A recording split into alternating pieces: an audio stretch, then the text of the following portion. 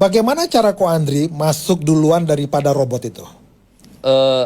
Kalau robot ini udah narik duluan, saya nggak ikutan beli. Oke. Kalau dia udah mulai jualan, koreksi turun, karena dia juga jualannya sadis kan. Ya. Dia jualan kan jumlahnya besar, dia bakal bikin turun. Nah, situ kita makan.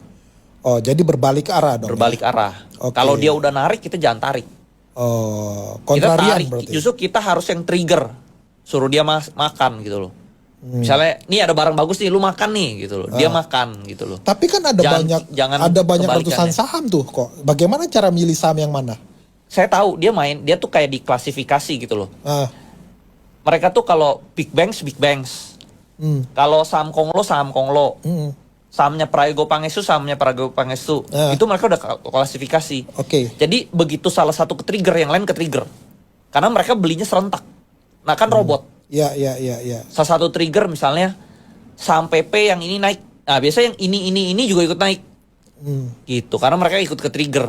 Oke. Gitu. Oke. Nah, di situ berarti Ko Andri udah masuk duluan. Saya udah masuk duluan. Caranya gimana? Kan sekarang portfolio saya banyak kan. Ah, Semuanya lagi turun, semuanya saya beli-beliin. Semua saya. Jadi begitu dia narik, saya udah dalam. Gitu. Koreksi-koreksi dikit, ya saya tinggal beli lagi, dia trigger lagi, naik lagi. Oh. Seperti itu. Oke, jadi Ko Andri belajar daripada robotnya, Robot algoritma. algoritmanya. Saya berarti dapat pengalaman ini gara-gara yang pas saya hampir kena margin call Pani itu. Pani itu waktu itu harganya turun dari 8.000, dia udah 7.700, dia udah turun ke 7.300. Ini saya udah hampir kena margin call nih. Saya akhirnya pakai sisa uang saya, waktu itu saya punya uang ada sisa 18 miliar. Saya pakai uang 18 miliar buat beli saham Pani sebanyak-banyaknya. Karena saya tahu ini harganya udah murah, udah saya beli aja. Jadi akhirnya saya trigger naikkan. Lalu mereka ke-trigger secara tidak sengaja. Jadi waktu itu secara tidak sengaja mereka ke-trigger. Dan itu naik. Langsung Pani langsung terbang, langsung hampir arah. Naik langsung 15%, lalu saham Prayogo Pangestu semua ikutan naik. Nah, jadi satu IHSG dari turun jadi rebound gara-gara saya sebenarnya. Gara-gara karena semua orang kan waktu itu tarif Trump, semua orang pada takut ya, nggak ada yang beli kan. Iya. Tapi saya trigger, saya berani beli besar. Dalam seketika gitu loh. Jual beli ya. Pakai 18 miliar itu ya. Beli, saya tarik. Nah, mereka ke-trigger, mereka masuk semua. Dari situ saya lihat pas closing, saya lihat broker summary-nya semua sama. Sekuritas AKBK, sekuritas asing gitu loh. Semuanya sama. Oke. Cara mainnya sama, trigger naikinnya sama. Dari situ saya hafal, oh mereka nyari volume. Kalau volume besar, mereka merasa oh karena volumenya besar dia masuk gede juga dia bisa keluar besar kan. Dari situ mereka trigger. Nah, jadi dari situ saya belajar gitu. Oke. Gitu, secara nggak langsung. Menarik juga ya, Ko Andri bukan hanya belajar terkait aksi korporasi dari rumor aja, tetapi dari situ juga bisa belajar juga. Gitu. Jadi saya tahu yang mana yang robot itu lama-lama. Tapi yang menjadi pertanyaan saya itu kan pada saham-saham yang Ko Andri udah hafal ya. Yes. Nah, pertanyaannya untuk saham-saham yang misalnya Ko Andri nggak hafal, berarti Ko Andri nggak tahu dong posisi masuknya, berarti nggak tahu dong. Jadi saya cuma main di tempat yang saya tahu. Jadi kayak kalau misalnya saya udah pantau nih, misalnya ada 25 emiten. Saya mainnya tuh di 25 emiten ini. Kalau dia masuk, saya udah pasti tahu. Saya yang trigger. Gitu loh. Siapa nih kok tiba ada di saham saya ada yang beli gede. Gitu karena kan saya udah punya sahamnya juga di sana. Tiba ke trigger loh. Kok saham ini dia naik? Berarti dengan kata lain untuk saham-saham yang digerakkan oleh robot ini, Ko Andri kontrarian berarti ya? Iya, kebalikan yang dia lakukan. Ya. Jadi ketika koreksi Ko Andri masuk, ketika dia naik Ko Andri jual. Saya antara saya jual, kalau saya diemin. Kalau target saya masih jauh, dia narik, saya diemin. Nanti dia koreksi, ya udah nanti dia juga pasti ke-trigger lagi, dia naik lagi. Gitu, saya diemin. Kalau yang saham hold, saya diemin. Kalau misalnya saham ini udah ketinggian, dia trigger, saya jual ke mereka. Gitu loh. Jadi kenapa saya tahu? Karena dia main di tempat saya. Gitu. Ini area yang saya udah hafal gitu loh.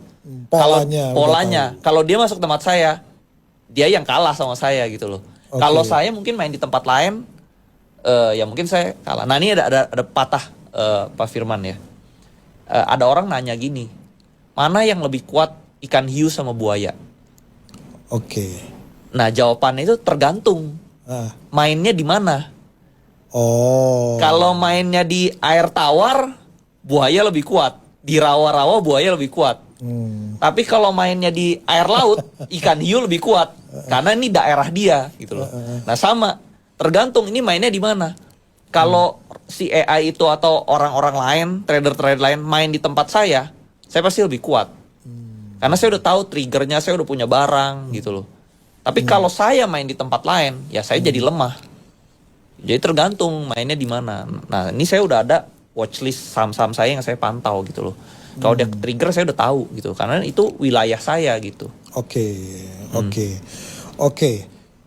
Jadi ibaratnya berarti Ko Andri memahami cara kerja daripada AI, dalam hal ini robot, atas saham-saham yang portonya Ko Andri. Iya, betul. Oke. Tetapi kalau misalnya saham-saham yang bukan di portonya Ko Andri nggak tahu. Nggak tahu, karena kan saya nggak pantau setiap hari. Kalau misalnya ada mesin learning yang bisa kasih tahu Ko Andri mau? Mau dong. Mau dong. Jadi kalau misalnya ya? Pak Firman ada, mau dong. Gitu. Mau. Oke. Gitu. Ada kok. Ada ya boleh itu boleh. Oke ya. Karena saya punya mesin learning itu yang bisa mencari dari seluruh saham yang ada di bursa, mana saham-saham yang tadi persis yang seperti Ko Andri bilang itu betul. Ya. Cuma yang menariknya adalah kalau ini saya tidak memiliki yang nama, artinya saya nggak perlu memiliki saya tidak perlu memiliki portonya, tetapi saya udah tahu nih mana saham yang hari ini dan ke depan yang akan naik. Makanya tadi saya coba menggali dari Ko Andri, yang saya tadi tanya adalah, Ko Andri berarti pada saham yang, bagaimana cari memilih saham yang itu? Ternyata pada saham yang Ko Andri punya yang portonya. Yang saya hafal. Gitu.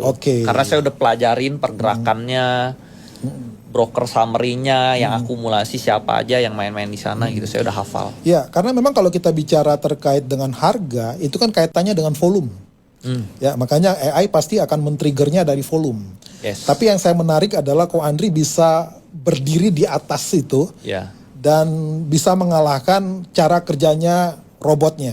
Karena saya setiap hari 24 jam di depan komputer gitu loh. Dari market buka jam 8 sampai market tutup jam 4, jam 6 saya lihat broker sama. Jadi setiap hari. Jadi saya udah hafal gitu loh. Dan Ko Andri lihat broker summary? Pasti setiap hari. Pasti setiap hari saya hafal. Yang ini jual belinya siapa, ini semua hafal. Makanya jadi saya tahu kalau mereka nge-trigger gitu loh. Saham saya ini misalnya awal-awal dia selalu diem. Kok tiba ada trigger volume gede? Nah, tahu dia. Jadi saya ikan hiunya. Oke. Kalau buaya main ke tempat ikan hiu, ya saya makan dia gitu loh. Gitu. Oke. Nah, ini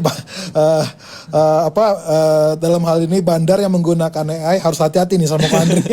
Enggak lah, saya bukan bandar. Dan kebetulan karena dananya besar, ya itu bisa men-trigger robotnya. Iya. Dan itu tidak sengaja. Awalnya nggak sengaja. Kejadian Pani. Nah manusia kan bisa belajar terus gitu loh. Dan saya fokus gitu. Makanya kalau misalnya orang yang amatir yang baru masuk dan dia tidak fokus, pasti kalah sama robot AI. Karena robot tuh disiplin. Setuju.